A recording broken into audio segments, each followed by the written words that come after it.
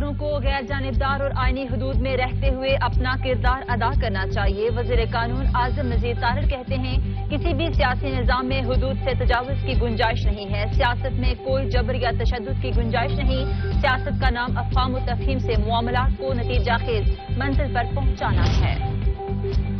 تحریک انصاف کا لاہور میں سیاسی طاقت کا مظاہرہ۔ پی ٹی آئی آج عمران خان کی قیادت میں زمان پارک سے داتا دربار تک ریلی نکالے گی۔ کارکن پہنچنا شروع ہو گئے۔ زبردست جوش و خروش، جگہ جگہ ریلی کے استقبال کی تیاریاں۔ راستے میں آنے والے تمام تعلیمی ادارے بند کر دیے گئے۔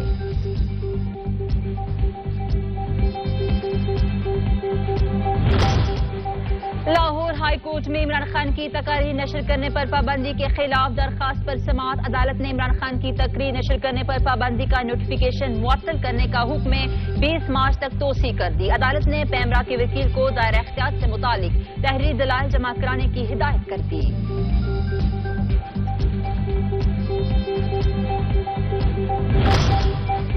عمران نیازی کے پاس ریلیاں نکالنے کا وقت ہے لیکن عدالت میں پیش ہونے کے لیے وقت نہیں۔ شہجی انعام محمد کہتے ہیں عمران خان نااہلی سے بچنے کے لیے طاہری حربے استعمال کر رہے ہیں۔ عمران نیازی کے لیے کوئی قانون نہیں، آئین و قانون سے بالا تر ہیں۔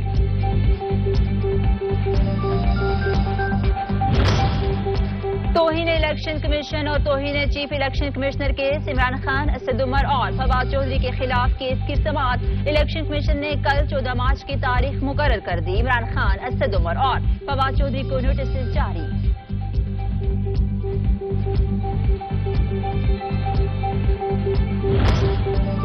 ہنگامہ آرائی اور حملے کا مقدمہ پی ٹی آئی رکن سندھ اسمبلی ارسلان تاج عدالت میں پیش۔ عدالت نے 2 روزہ جسمانی ریمانڈ پولیس کے حوالے کر دیا۔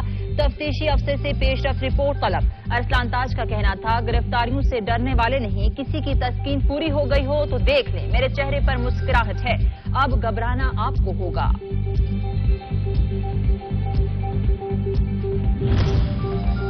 ورلڈ بینک حکام نے ملک میں سیلاب سے متاثرہ علاقوں کی اثر نو تعمیر شروع کرنے کی تجویز دے دی۔ پاکستان میں موسمی تبدیلیوں کے باعث تباہ کن بارشیں اور سیلاب آئے جس سے $16 بلین کا نقصان ہوا۔